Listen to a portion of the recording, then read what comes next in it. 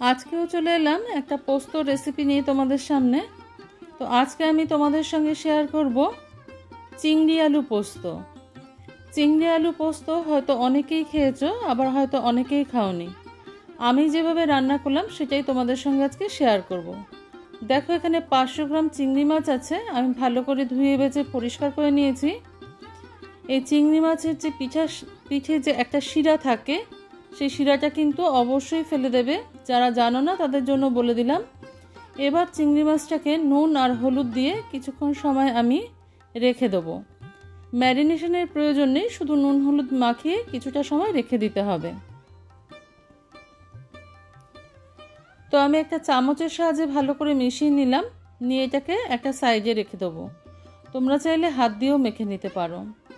কে কে চিংড়ি আলু পোস্ত খেয়েছো অবশ্যই কমেন্ট বক্সে কমেন্ট করে জানাবে। চিংড়ি আলু পোস্ত খেতে কিন্তু ভীষণ ভালো লাগে। এমনি পোস্ত সব রেসিপি ভালো লাগে খেতে, গরমের মধ্যে কিন্তু অনেক বেশি ভালো লাগে খেতে পোস্তর রেসিপি। তো দেখো, পিঠের শিরাটা আমি এরকমভাবে ফেলে দিয়েছি, তোমাদের দেখিয়ে দিলাম। তোমরা যারা জানো না তারা কিন্তু অবশ্যই ফেলে নেবে, ওই শিরাটা খুবই খারাপ হয় আর কি শরীরের জন্য। নিয়ে নিয়েছি 1 টেবিল স্পুন পোস্ত আর 2টো শুকনো লঙ্কা দিয়ে দিলাম। এই শুকনো লঙ্কা আর কাঁচা লঙ্কা আর পোস্তটা আমি কিন্তু শুকনো অবস্থায় ঘুরিয়ে তারপর একটু জল দিয়ে বেটে নেব।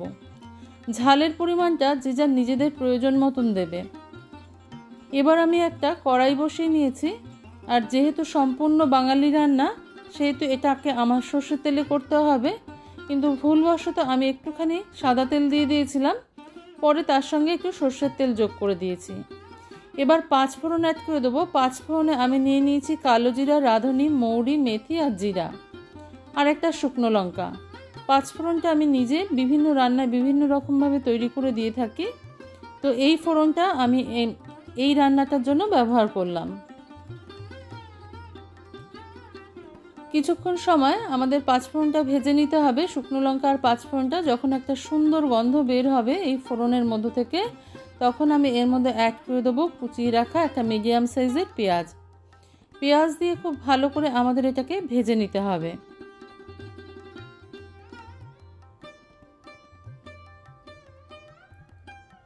পেঁয়াজটা যাতে খুব তাড়াতাড়ি নরম হয়ে যায় সেজন্য সামান্য একটু নুনের ব্যবহার করব আমি।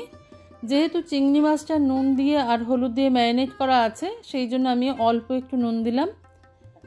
নুনটা কিন্তু পরে আমরা বুঝে আবার অ্যাড করতে পারবো, সেই জন্য খুব বেশি নুনের ব্যবহার আমি এই সময় করলাম না। পেঁয়াজটাকে একটু লাল করে ভেজে নেব আমি। পেঁয়াজটা যখন লাল করে ভাজা হয়ে যাবে তখন আমি এর মধ্যে অ্যাড করে দেবো, আমরা যেরকম আলু ভাজা খাই সেই আলু ভাজার মতন কিন্তু আলু আমি কেটে রেখেছি। দেখো, এই চিংড়ি মাছ পোস্ততে আলুটা যখনই দেবে তখন এইভাবে দেবার চেষ্টা করবে, তাতে কিন্তু খেতে অনেক বেশি ভালো হয়। তবে তোমরা তোমাদের নিজেদের পছন্দ মতন পিস করে নিতে পারো, কোনো অসুবিধা নেই। এক একটা রান্নায় সবজি কাটা এক এক রকম হয়ে থাকে, সেই জন্য আমি এই রকমভাবে কেটে নিয়েছি আলুটাকে। আলুটা খুব তাড়াতাড়ি সিদ্ধ হয়ে যাবে, কারণ চিংড়ি মাছ তো খুব নরম মাছ, সিদ্ধ হতে বেশি সময় লাগে না।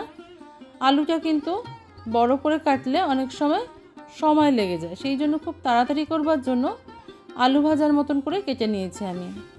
আলু আর পেঁয়াজটাকে খুব ভালো করে ভেজে নিয়ে আমি এর মধ্যে অ্যাড করে দেবো চিংড়ি মাছটা, যেটা আমি ম্যারিনেট করে রেখেছিলাম।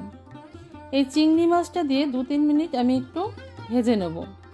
চিংড়ি মাছ তো বেশি ভাজার দরকার হয় না, কারণ চিংড়ি মাছ বেশি ভাজলে অনেকটা রাবারের মতন টেক্সচারটা চলে আসে, সেই জন্য চিংড়ি মাছ বেশি ভাজার দরকার হয় না। একটা শুকনো লঙ্কা পড়ে গেছিলো, সেটাকে আমি তুলে দিলাম। তো ভালো করে চিংড়ি মাছের সাথে আলু পেঁয়াজটা ভালো করে ভেজে নেব। ভেজে নিয়ে আমি এর সঙ্গে অ্যাড করে দেবো বেটে রাখা পোস্তটা। চ্যানেলে যদি কোনো নতুন বন্ধু থেকে থাকো, বন্ধু হতে চাইলে বন্ধু হয়ে পাশে চলে আসতে পারো। সেজন্য তোমাদের ফুল ভিডিওটা দেখে সাবস্ক্রিপশন বাটনের সাথে সাথে বেল নোটিফিকেশনটাও অন করে দিতে হবে, যাতে প্রথম ভিডিও নোটিফিকেশান তোমার কাছে সবার আগে পৌঁছে যায়। Welcome to my channel Shatabdi's kitchen. Shatabdi's কিচেনে তোমাদের সবাইকে স্বাগত। নমস্কার বন্ধুরা, আমি শতাব্দী। তোমরা সবাই কেমন আছো? আশা করি সবাই ভালো আছো, সবাই সুস্থ আছো। আমার নতুন বন্ধু, আমার পুরনো বন্ধু, সবাইকে অনেক অনেক ধন্যবাদ পাশে থেকে এইভাবে আমাকে সাপোর্ট করার জন্য। এবার দেখো যে পোস্তটা আমি বেটে রেখেছিলাম সেটা এর সঙ্গে অ্যাড করে দিলাম। পোস্ত দিয়ে কিছুক্ষণ সময় আমাদের নাড়িয়ে নিতে হবে, কারণ অনেকেই আছে যারা কাঁচা পোস্তের গন্ধ সহ্য করতে পারে না। কাঁচা পোস্তের গন্ধ যাতে না ছাড়ে সেই জন্য আমি কিন্তু পোস্তটাকে খুব ভালো করে একটু সময় ভেজে নেব। পোস্তটাকে একটু কড়াইতে দিয়ে নাড়াচাড়া করলে কিন্তু এর কাঁচা গন্ধটা চলে যায়। তোমরা চাইলে এর মধ্যে একটু রসুনও অ্যাড করে দিতে পারো, কিন্তু আজকে আমি রসুন দিইনি, শুধু পেঁয়াজ দিয়ে করলাম। গ্রাইন্ডারের জারটা ধুয়ে একটুখানি জল অ্যাড করে দিলাম। এখানে কিন্তু খুব বেশি জলের প্রয়োজন হবে না, আমাদের একটু মাখা মাখা হবে। এবার নুনের ব্যালেন্সটা করবার জন্য আমি একটু নুন দিয়ে দিলাম। আর দিয়ে দেবো কয়েকটা চিড়ে রাখা কাঁচা লঙ্কা। এই কাঁচা লঙ্কাটা চিড়ে পরে দিলে কিন্তু এর থেকে একটা সুন্দর গন্ধ ছাড়ে। সঙ্গে দিয়ে দেবো কাঁচা সর্ষের তেল। পোস্ত মানে একটু কাঁচা সর্ষের তেল দিতে হয়, না হলে কিন্তু ভালো লাগে না। তেলটা দিয়ে খুব ভালো করে নাড়িয়ে আমি এটাকে কিছুক্ষণ সময় হতে দেব, জলটা যাতে আরেকটু শুকিয়ে যায় সেটার জন্য। তোমরা যদি চাও এই অবস্থায় খেতে, এই অবস্থায় মিনিট 5 রান্না করে নিয়ে কিন্তু নামিয়ে নিতে পারো, যার যেরকম পছন্দ হয়। আমি এখানে একটু মাখা মাখা রাখবো, সেই জন্য আমি একটু ঝোলটাকে শুকিয়ে নিচ্ছি। যারা কখনো কোনোদিনও খাওনি তারা এইভাবে একবার চিংড়ি আলু পোস্ত করে খেয়ে দেখতে পারো। রেসিপিটা ভালো লাগলে লাইক, শেয়ার, কমেন্ট করার অনুরোধ রইল তোমাদের কাছে। দেখো পোস্তটা আমার হয়ে গেছে, আমি একটা প্লেটে সার্ভ করে দিয়েছি। গরম গরম ভাতের সাথে এটা খেতে খুব ভালো লাগে। আজকে তাহলে এই পর্যন্তই বন্ধুরা, দেখা হচ্ছে পরের দিন অন্য কোনো রেসিপি নিয়ে তোমাদের সঙ্গে। তোমরা সবাই ভালো থেকো, সুস্থ থেকো।